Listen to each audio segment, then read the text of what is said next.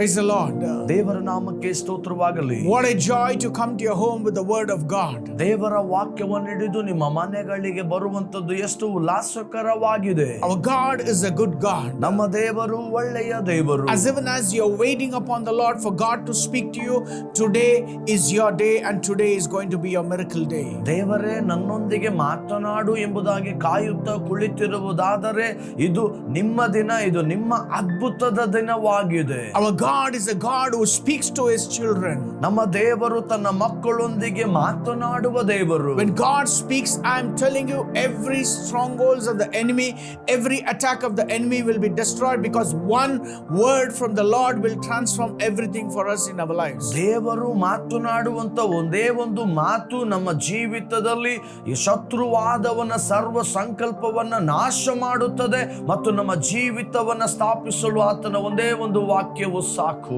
God's word is not a dead word. ದೇವರ ವಾಕ್ಯವು ಸತ್ತದ್ದಲ್ಲ. But the Bible says that God's word is alive and it is active and it is like a double-edged sword. ದೇವರ ವಾಕ್ಯವು ಸಜೀವವಾದದ್ದು, ಕಾರ್ಯ ಸಾಧಕವಾದದ್ದು, ಈ ಬಾಯಿ ಕತ್ತಿಗಿಂತಲೂ ಹದವಾದದ್ದು ಎಂಬುದಾಗಿ ಹೇಳುತ್ತದೆ. The living word has been preached through this television program because it's the word of God, and the word of God is going to manifest its glory for the name of Jesus Christ. ಈ ಜೀವವುಳ್ಳ ವಾಕ್ಯವನ್ನ ಈ ಒಂದು ಕಾರ್ಯಕ್ರಮದ ಮೂಲಕವಾಗಿ ಪ್ರಸರಿಸುವಾಗ ಯೇಸುವಿನ ನಾಮವು ಮಹಿಮೆಗೆ ಪಾತ್ರವಾಗುತ್ತದೆ. God's word is alive and it is active and it is like a double-edged sword. ದೇವರ ವಾಕ್ಯವು ಸಜೀವವಾಗಿದ್ದು ಕಾರ್ಯವನ್ನ ನಡೆಸುತ್ತಾ ಅದು ಈ ಬಾಯಿ ಕತ್ತಿಯೋಪಾದಿಯಲ್ಲಿ ಹದವಾದದಾಗಿ ಇದೆ. When you receive the word with authority and believe on the word, I am telling you, the word of God will manifest his glory in your life and in your situations. ದೇವರ ವಾಕ್ಯವನ್ನ ಅಧಿಕಾರಯುತವಾಗಿ ಹೊಂದಿಕೊಂಡು ವಾಕ್ಯವನ್ನ ನಂಬುವುದಾದರೆ ದೇವರು ಮಹತ್ತುಗಳನ್ನು ಮಾಡುತ್ತಾನೆ. God is speaking to us through his word.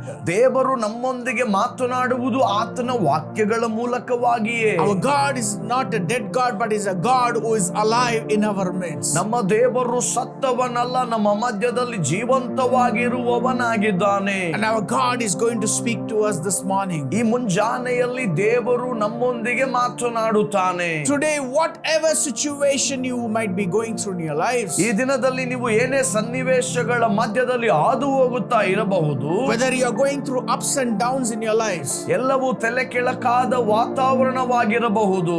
the problem comes from the devil.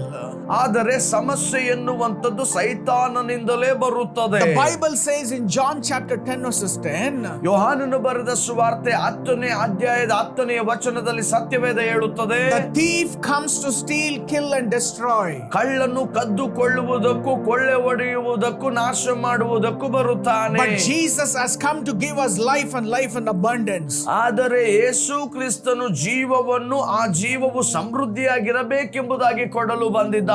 Today God loved you and that's why he has sent his one and only son to us.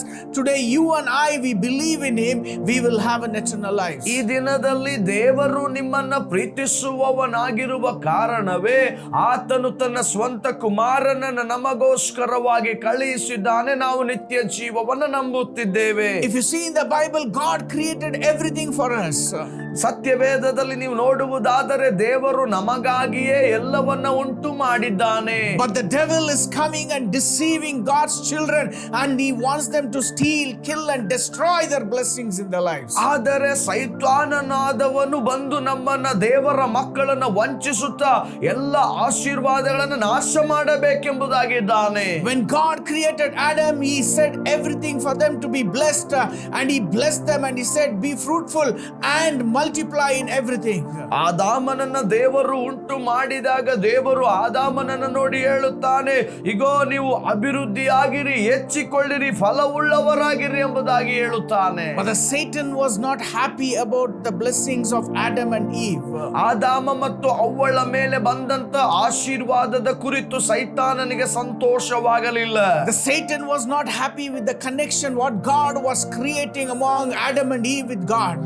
ದೇವರು ಆದಾಮ ಅವ್ವಳೊಂದಿಗೆ ಏರ್ಪಡಿಸಿಕೊಳ್ಳುತ್ತಿರುವಂತ ಸಂಪರ್ಕದ ಕುರಿತು ಸೈತಾನನಿಗೆ ಸಂತೋಷವಿಲ್ಲ. The Satan wanted to destroy this relationship. ಸೈತಾನನು ಈ ಸಂಬಂಧವನ್ನ ನಾಶ ಮಾಡಬೇಕೆಂಬುದಾಗಿದ್ದಾನೆ. When God created Adam and Eve, He set them to enjoy everything, rule, and whatever Adam and Eve were naming, God was naming after Adam and Eve. ದೇವರು ಆದಾಮ ಅವ್ವಳನ್ನ ಉಂಟು ಮಾಡಿದಾಗ ಅವರನ್ನ ಆಳ್ವಿಕೆ ಮಾಡಲಿಕ್ಕಾಗಿ ನೇಮಿಸುತ್ತಾನೆ.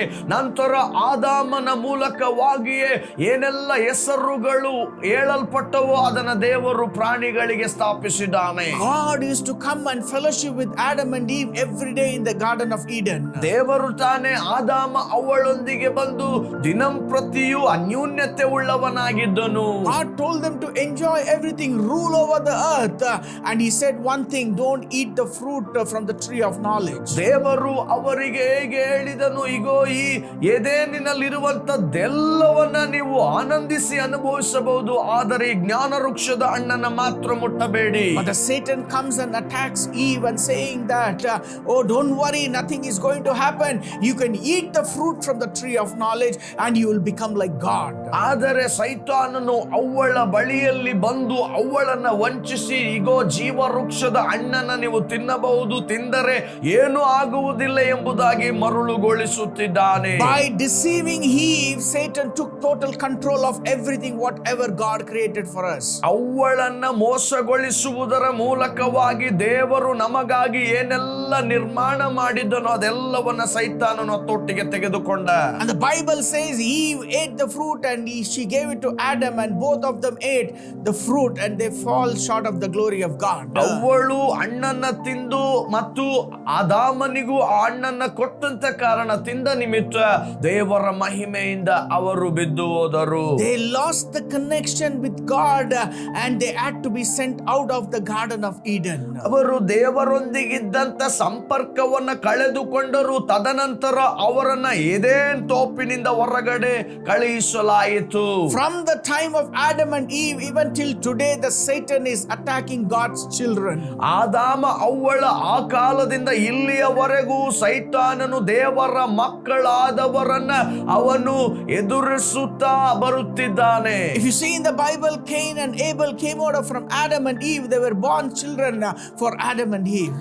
ನಾವು ಸತ್ಯವೇದದಲ್ಲಿ ನೋಡುವಾಗ ಆದಾಮ ಅವಳಿಗೆ ಉಂಟಾದಂತ ಮಕ್ಕಳೇ ಕಾಯಿನ ಮತ್ತು ಏಬೇಲರು. And Cain was also deceived by the Satan. He had to kill his brother Abel.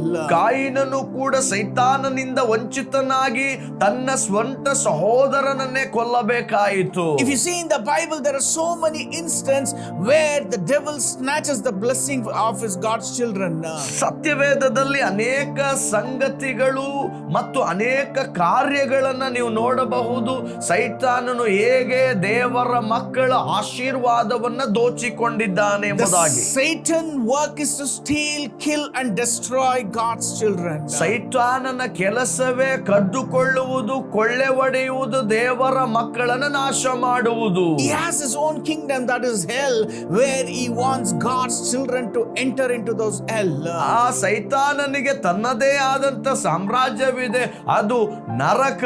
ಹಾಗೆಯೇ ದೇವರಾದುಕೊಂಡ ಮಕ್ಕಳನ್ನ ಎಳೆದುಕೊಂಡು ಹೋಗಲು ಪ್ರಯತ್ನಿಸುತ್ತಿದ್ದಾನೆ. That's why he deceived God's children and he traps them in all unwanted sinful life, and he makes them to enter into the kingdom of hell.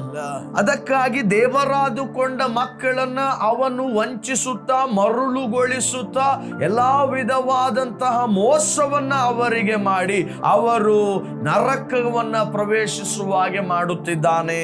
When you become a child of God, I am telling you, the Satan will be waiting to trap you and he wants to deceive you in your lives. ನಿಮ್ಮ ಜೀವಿತದಲ್ಲಿ ನೀವು ಯಾವಾಗ ದೇವರ ಮಕ್ಕಳಾಗಿ ಪರಿವರ್ತನೆ ಹೊಂದುತ್ತೀರೋ ಆಗಲೇ ಆತನು ನಿಮ್ಮನ್ನ ವಂಚಿಸಿ ನಿಮ್ಮನ್ನ ನಾಶ ಮಾಡಲು ಕಾಯುತ್ತಾನೆ.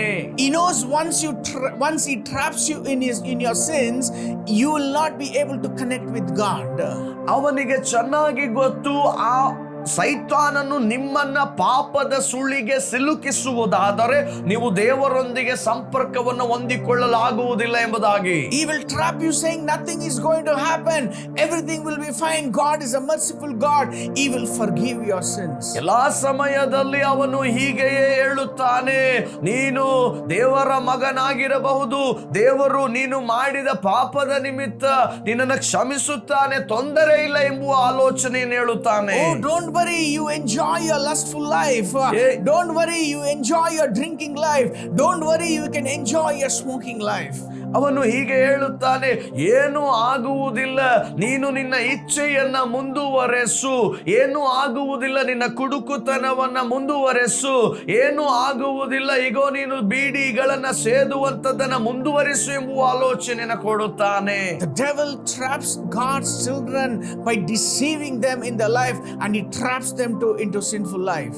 ಈ ಸೈತಾನನು ದೇವರಾದುಕೊಂಡ ಮಕ್ಕಳನ್ನ ಈ ಪಾಪಮಯವಾದ ಬದುಕಿನ ಒಳಗೆ ಬೀಳಿಸಲು ಬಲೆಯನ್ನೊಡ್ಡುತ್ತಾನೆ. There are so many ways the devil tries to trap God's children. ಅನೇಕ ವಿಧವಾಗಿ ದೇವರಾದುಕೊಂಡ ಮಕ್ಕಳನ್ನ ಸೈತಾನನು ಬೀಳಿಸಲು ಪ್ರಯತ್ನಿಸುತ್ತಾನೆ. His only work is to steal, kill and destroy God's children's life. ಅವನ ಒಂದೇ ಒಂದು ಕೆಲಸ ದೇವರಾದುಕೊಂಡ ಮಕ್ಕಳನ್ನ ಕದ್ದುಕೊಳ್ಳುವುದು, ಕೊಳ್ಳೆ ಹೊಡೆಯುವುದು, ನಾಶ ಮಾಡುವುದೇ ಅವನ ಕೆಲಸ. He doesn't want God's children to enjoy the blessings from God and to connection with God. ದೇವರಾದುಕೊಂಡ ಮಕ್ಕಳು ದೇವರ ಆಶೀರ್ವಾದವನ್ನು ಮತ್ತು ದೇವರ ಸಂಪರ್ಕವನ್ನು ಆನಂದಿಸುವುದರಲ್ಲಿ ಸೈತಾನನಿಗೆ ಸಂತೋಷವಿಲ್ಲ. Many times you want to, when you become a child of God, you want to connect with God, but that Satan will never allow you to connect with God or pray with God. ಇವು ಪಾಪಮಯವಾದ ಬದುಕನ್ನ ಬಿಟ್ಟು ದೇವರ ಕಡೆಗೆ ತಿರುಗಿಕೊಳ್ಳುವಾಗ ದೇವರ ಸನ್ನಿಧಾನದ ಕಡೆಗೆ ತಿರುಗದ ಹಾಗೆ, ಪ್ರಾರ್ಥನೆಯ ಕಡೆಗೆ ತಿರುಗದ ಹಾಗೆ ಅವನು ತನ್ನ ಕಾರ್ಯವನ್ನ ನಿಮಗೆ ವಿರೋಧವಾಗಿ ಮಾಡುತ್ತಾನೆ. Many times when there are so many blessings of God in the word of God, many times you want to read the word but you cannot read the word because the devil blinds your eyes and he doesn't want you to read the word where there's so many truths for you to understand through the word. ದೇವರ ವಾಕ್ಯಗಳಲ್ಲಿ ಅನೇಕ ವಾಗ್ದಾನಗಳು ಅವೆ, ದೇವರ ವಾಕ್ಯಗಳಲ್ಲಿ ಅನೇಕ ಸತ್ಯವು ಅಡಕವಾಗಿದೆ. ಅವುಗಳನ್ನ ನೀನು ಓದದ ಹಾಗೆ ನಿನ್ನ ಕಣ್ಣುಗಳನ್ನ ಮಂಕು ಮಾಡುತ್ತಾನೆ, ಸತ್ಯವನ್ನ ತಿಳಿಯದ ಹಾಗೆ ನಿಮ್ಮನ್ನ ಮಂಕು ಮಾಡುತ್ತಾನೆ. Many of you, when Sunday comes, you want to go to the house of God, but the devil traps you for not to go to the house of God. He knows when you go to the house of God, God speaks to you and God will confirm, God will manifest His glory in your life and He will release you from every bondage. That's why the Satan will never allow you to go to the house of God. ನೀನು ದೇವರ ಆಲಯಕ್ಕೆ ಹೋಗುವಾಗ ದೇವರು ನಿನ್ನೊಂದಿಗೆ ಮಾತನಾಡುತ್ತಾನೆ ಎನ್ನುವಂಥದ್ದು ಸೈತಾನನು ಅರಿತವನಾಗಿಯೇ ಇದ್ದಾನೆ. ಆ ಕಾರಣದಿಂದಲೇ ಅನೇಕ ತಡೆಗಳನ್ನ ನಿನ್ನ ಮುಂದೆ ತಂದು ನೀನು ದೇವರ ಆರಾಧನೆಯನ್ನು ಮಾಡಲಿಕ್ಕೆ ಆಲಯಕ್ಕೆ ಹೋಗದ ಹಾಗೆ ಮಾಡುತ್ತಾನೆ. Many of us, we want to pray to God, we need to spend time with God, but when we want to do it, the Satan will never allow us to spend time with God because his work is to steal, kill and destroy our lives. ಅನೇಕರಾದ ನಾವುಗಳು ಹಲವು ಬಾರಿ ಪ್ರಾರ್ಥನೆ ಮಾಡಬೇಕೆಂಬುದಾಗಿ ಬಯಸುತ್ತೇವೆ. ಸೈತಾನನಾದವನು ಪ್ರಾರ್ಥನೆಯನ್ನ ಮಾಡದ ಹಾಗೆ ತಡೆಗಳನ್ನ ತರುವವನಾಗಿದ್ದಾನೆ. ಕಾರಣ ಅವನ ಕೆಲಸವೇ ಕದ್ದುಕೊಳ್ಳುವುದು, ಕೊಳ್ಳೆ ಹೊಡೆಯುವುದು, ನಾಶ ಮಾಡುವುದು.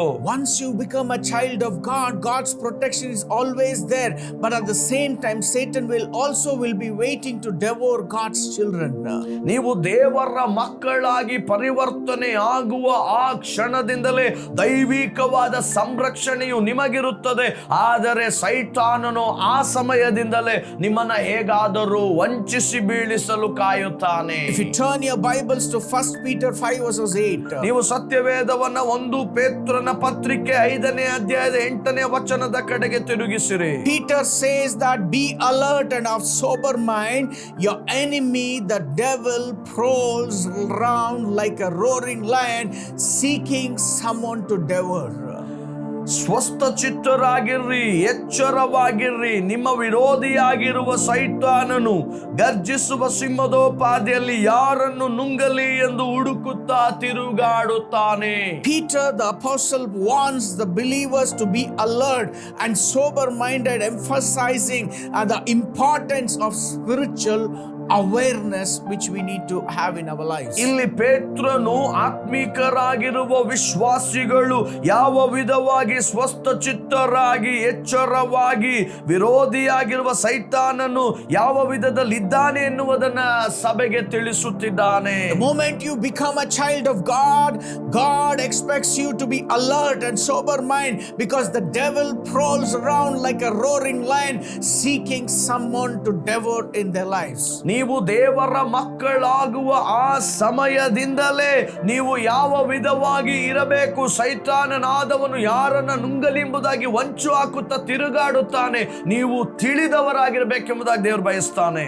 Devil, it is compared to a roaring lion, but it's not a lion, but it has been compared because he is fierce and he is waiting upon to devour God's children.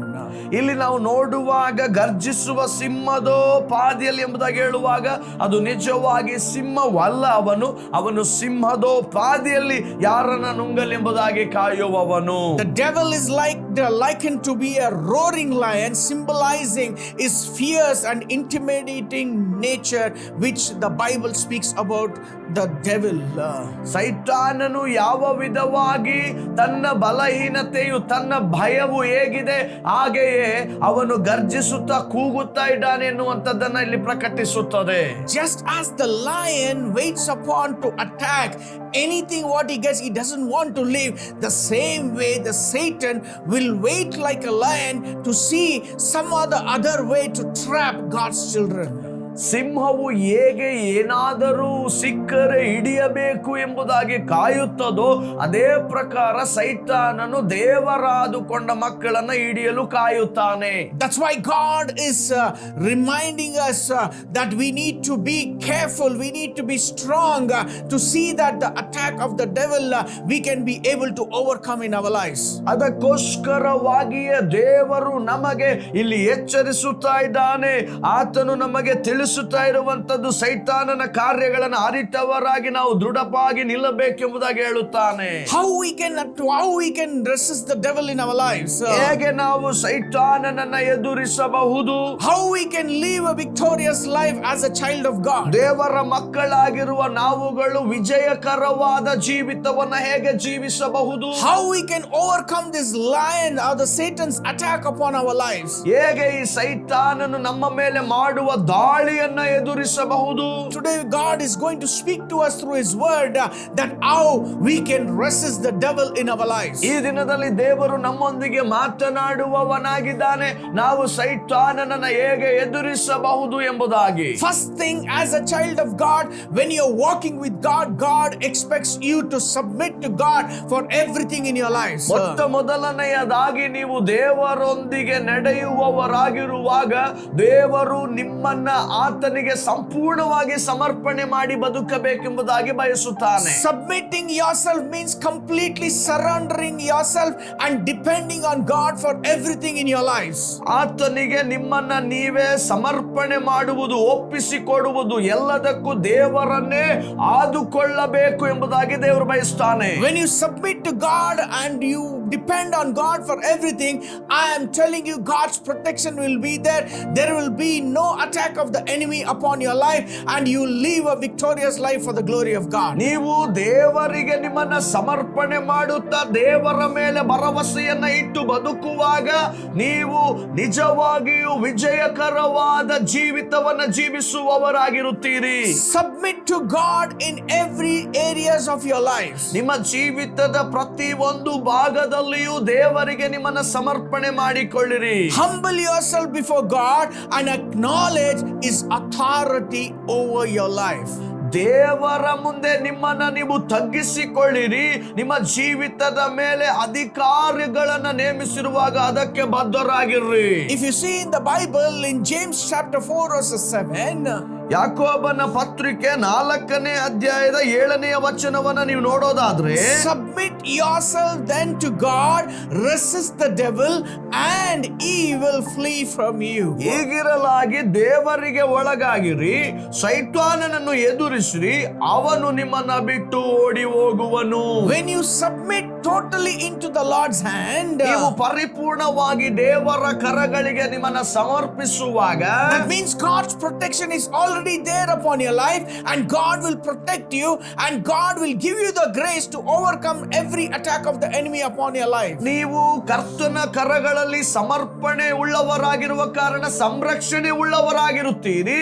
ದೇವರು ತಾನೇ ಶತ್ರುವಾದವನ ಎಲ್ಲ ಕಾರ್ಯಗಳಲ್ಲಿ ನಿಮಗೆ ಜಯವನ್ನು ಕೊಡುತ್ತಾನೆ. When you submit to God, God will give you the ability to resist the devil, and the devil will flee out from your lives. ನೀವು ನಿಮ್ಮ ಜೀವಿತವನ್ನ ದೇವರಿಗೆ ಒಪ್ಪಿಸಿ ಕೊಡುವಾಗ ಸೈತಾನನನ್ನ ಎದುರಿಸಲು ದೇವರು ಬಲವನ್ನ ಕೊಡುತ್ತಾನೆ, ಅವನು ಬಿಟ್ಟು ಹೋಗುತ್ತಾನೆ. Submitting to God involves surrendering our will, desires and lives to his guidance and authority here. ದೇವರಿಗೆ ನಮ್ಮನ್ನ ನಾವು ಸಮರ್ಪಣೆ ಮಾಡುವಂತದ್ದು ನಮ್ಮ ಆಸೆ, ಬಯಕೆ, ಅಧಿಕಾರ ಎಲ್ಲವನ್ನ ಆತನಿಗೆ ಒಳಪಡಿಸುವುದನ್ನು ಸೂಚಿಸುತ್ತದೆ. When you're surrendering your decisions, your will and desires to God, God takes total control, and God's protection will be there always, because your dependency on God will increase, and God will guide you in every walk of your life. ನಿಮ್ಮ ಜೀವಿತದ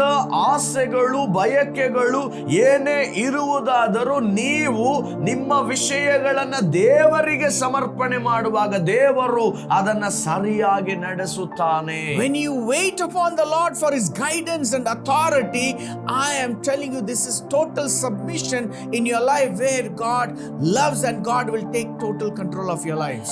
ಈ ಒಂದು ಸಮಯದಲ್ಲಿ ನಿಮ್ಮನ್ನ ನೀವು ದೇವರಿಗೆ ಸಮರ್ಪಣೆ ಮಾಡುವಾಗ ಆತನು ಪರಿಪೂರ್ಣವಾಗಿ ನಿಮ್ಮ ಜೀವಿತವನ್ನ ನಿಯಂತ್ರಣಕ್ಕೆ ತೆಗೆದುಕೊಳ್ಳುವವನಾಗಿರುತ್ತಾನೆ. Submit to God in every walk of your life. ನಿಮ್ಮ ಜೀವಿತದ ಪ್ರತಿ ಹೆಜ್ಜೆಯಲ್ಲಿಯೂ ದೇವರಿಗೆ ಸಮರ್ಪಣೆ ಮಾಡಿರಿ. ನಿಮ್ಮನ್ನ Be alert and sober mind, because the roaring lion is waiting to devour God's children. ಸ್ವಸ್ಥ ಚಿತ್ತರಾಗಿರ್ರಿ, ಎಚ್ಚರವಾಗಿರ್ರಿ. ಶತ್ರುವಾದ ಸೈತಾನನು ಗರ್ಜಿಸುವ ಸಿಂಹದೋಪಾದಿಯಲ್ಲಿ ಯಾರನ್ನ ನುಂಗಲಿ ಎಂಬುದಾಗಿ ಸಮಯ ನೋಡುತ್ತಾನೆ. When you submit to God, God protects your life, and God will give you the grace to overcome every attack of the enemy in your life. ನಿಮ್ಮ ಜೀವಿತದಲ್ಲಿ ನೀವು ದೇವರಿಗೆ ನಿಮ್ಮನ್ನ ಸಮರ್ಪಣೆ ಮಾಡಿಕೊಳ್ಳುವುದಾದರೆ ಆತನು ನಿಮ್ಮನ್ನ ಶತ್ರುವಾದವನಿಂದ ಸಂರಕ್ಷಿಸಿ ನಡೆಸುವವನಾಗಿದ್ದಾನೆ. Hallelujah. Hallelujah. Let's pray to God today, as God is going to speak to you, because these are the series I'm going to speak about the spiritual warfare as a child of God, how the devil attacks in our life and how we can overcome the attacks of the enemy in our lives. ನಾವು ಆತ್ಮೀಕವಾದ ಯುದ್ಧಗಳು ಹೇಗೆ ಇವೆ, ಆ ಆತ್ಮೀಕವಾದ ಯುದ್ಧಗಳನ್ನು ನಾವು ಹೇಗೆ ಜಯಿಸಬಹುದು ಎನ್ನುವಂತಹ ಈ ಕಾರ್ಯಗಳನ್ನು ನಾವು ಈ ದಿನಮಾನಗಳಲ್ಲಿ ಹೇಳಲಿಕ್ಕಾಗಿದ್ದೇವೆ. ಅದರಿಂದ ಹೇಗೆ ನಾವು ಜಯವನ್ನು ಹೊಂದಬಹುದು ಎಂಬುದಾಗಿ ತಿಳಿಸುತ್ತೇವೆ. Today many of us, we go through attacks in our lives. ನಮ್ಮ ಜೀವಿತದಲ್ಲಿ ಅನೇಕರು ದಾಳಿಗೆ ಒಳಗಾಗಿ ಹೋಗುತ್ತೇವೆ. There are attacks in our family. ನಮ್ಮ ಕುಟುಂಬದ ಮೇಲೆ ದಾಳಿ. There are attacks upon our finances. ನಮ್ಮ ಆರ್ಥಿಕ ವಿಷಯಗಳ ಮೇಲೆ ದಾಳಿ. There are attacks upon our jobs. ನಮ್ಮ ಕೆಲಸಗಳ ಮೇಲೆ ಸೈತಾನನ ದಾಳಿ. There are attacks upon our life, ನಮ್ಮ upon our health, ಜೀವಿತಗಳ ಮೇಲೆ ಸೈತಾನನ ದಾಳಿ. upon our health. ನಮ್ಮ ಆರೋಗ್ಯದ ಮೇಲೆ ಸೈತಾನನ ದಾಳಿ. So many ways the devil tries to attack God's children. ಅನೇಕ ವಿಧವಾಗಿ ದೇವರಾದುಕೊಂಡ ಜನರ ಮೇಲೆ ದಾಳಿಯನ್ನ ಸೈತಾನನು ಮಾಡುತ್ತಾನೆ. He'll be waiting to devour God's children. ಆತನು ದೇವರಾದುಕೊಂಡ ಮಕ್ಕಳನ್ನ ನುಂಗಲೋ ಎಂಬುದಾಗಿ ಕಾಯುತ್ತಾನೆ. Today submit yourself into the Lord's hand, saying, Lord, I put forth everything into your hands, Lord. ಈ ದಿನದಲ್ಲಿ ದೇವರಿಗೆ ಸಮರ್ಪಣೆ ಮಾಡಿ ಹೀಗೆ ಹೇಳಿರಿ, ದೇವರೇ ಎಲ್ಲವನ್ನ ಎಲ್ಲವನ್ನ ನಿನ್ನ ಕರಗಳಿಗೆ ಸಮರ್ಪಿಸುತ್ತೇನೆ ಸ್ವಾಮಿ. Saying to Lord, Lord, I cannot overcome these problems in my life. ದೇವರೇ, ಈ ಸಮಸ್ಯೆಯನ್ನ ನಾನು ಜಯಿಸಲಿಕ್ಕೆ ನನ್ನಿಂದ ಆಗೋದು. But give me the grace to overcome these attacks of the enemy which tries to steal, kill and destroy our lives. ಶತ್ರುವಾದವನ ಈ ದಾಳಿ ನನ್ನನ್ನ ಕೊಲ್ಲಲು, ಕೊಳ್ಳೆ ಹೊಡೆಯಲು, ನಾಶ ಮಾಡಲು ಬರುತ್ತಿರುವಂತ ಈ ದಾಳಿಯನ್ನು ಎದುರಿಸಲು ನನಗೆ ಕೃಪೆ ಕೊಡು ಸ್ವಾಮಿ. Let's pray right now. ಈಗ ನಾವು ಪ್ರಾರ್ಥನೆ ಮಾಡೋಣ. Father, we thank you, Lord, for this wonderful time, O God. ತಂದೆಯಾದ ದೇವರೇ, ಅಮೂಲ್ಯವಾದ ಸಮಯಕ್ಕಾಗಿ ನಿನಗೆ ವಂದಿಸುತ್ತೇವೆ. Lord, your word says, O God, that the devil will be waiting to devour God's children.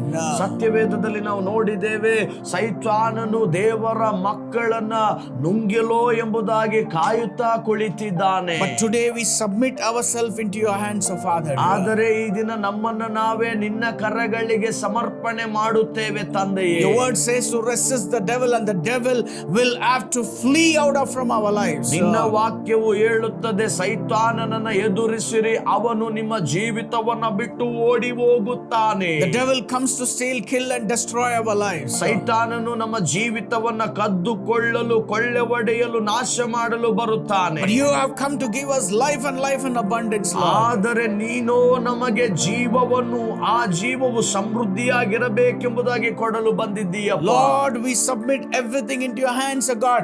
Give us the grace to overcome everything, O Lord, so that, Lord, you will be the Lord of our lives. ದೇವರೇ, ನಮ್ಮ ಜೀವಿತವನ್ನ ನಿನ್ನ ಕರಗಳಿಗೆ ನಾವು ಸಮರ್ಪಣೆ ಮಾಡುತ್ತೇವೆ. ನೀನ್ ನಮಗೆ ಕೃಪೆ ಕೊಟ್ಟು ನೀನೇ ನಮ್ಮ ಜೀವಿತದ ಕರ್ತನಾಗಿರು ಸ್ವಾಮಿ. We welcome you, Lord, in our lives, O God. ನಮ್ಮ ಜೀವಿತಗಳ ಒಳಗೆ ನಿಮ್ಮನ್ನ ಸ್ವಾಗತಿಸುತ್ತೇವೆ ಕರ್ತನೆ. Unless and until you come into our situation, we will never be able to overcome this, O Lord. ದೇವರೇ, ನಮ್ಮ ಸನ್ನಿವೇಶ ಸ್ಥಿತಿಗತಿಗಳ ಒಳಗೆ ನೀನು ಬಾರದೆ ಹೋದರೆ ಇವುಗಳನ್ನ ನಾವು ಗೆಲ್ಲುವುದಕ್ಕೆ ಸಾಧ್ಯವಿಲ್ಲ ಸ್ವಾಮಿ. Jesus, we believe that you are the Son of the living God. ಯೇಸುವೇ, ನಾವು ನಂಬುತ್ತೇವೆ ನೀನು ಜೀವಿಸುವ ದೇವ ಕುಮಾರನು. You came into this earth in order to save us, O Lord. ನಮ್ಮನ್ನ ರಕ್ಷಿಸುವುದಕ್ಕೋಸ್ಕರವಾಗಿಯೇ ನೀನು ಭೂಲೋಕಕ್ಕೆ ಬಂದವನು ಸ್ವಾಮಿ. We believe that you died for us and shed your blood on the cross for our sins, O God. ನಮ್ಮ ಪಾಪಗಳ ನಿಮಿತ್ತವಾಗಿ ನೀನು ರಕ್ತವನ್ನ ಸುರಿಸಿದಿ ಎಂಬುದಾಗಿ ನಾವು ನಂಬುತ್ತೇವೆ. You redeemed us, O God, from all our sinful life by you dying for us on the cross of Calvary. ನಮ್ಮನ್ನ ನಮ್ಮ ಎಲ್ಲಾ ಪಾಪ ಅಪರಾಧಗಳಿಂದ ನೀನು ಕಲ್ವಾರಿಯ ಶಿಲುಬೆಯಲ್ಲಿ ನೀನು ಮರಣವನ್ನ ಹೊಂದುವುದರ ಮೂಲಕ ನಮ್ಮನ್ನ ಬಿಡುಗಡೆ ಮಾಡಿದ್ದೀಯಪ್ಪ. I believe that you died for me, and on the third day God rose you again, and you are alive in our midst, O God. ದೇವರೇ, ನೀ ನಮಗಾಗಿ ಸತ್ತು ಎಂಬುದಾಗಿಯೂ ಇಗೋ ಕರ್ತನು ತಾನೇ ನಿನ್ನ ಎಬ್ಬಿಸಿ ನಮ್ಮ ಮಧ್ಯದಲ್ಲಿ ಜೀವಂತವಾಗಿದ್ದಿ ಎಂಬುದಾಗಿ ನಂಬುತ್ತೇನೆ. Jesus, I believe that you are there today, as even as we are watching this program right now.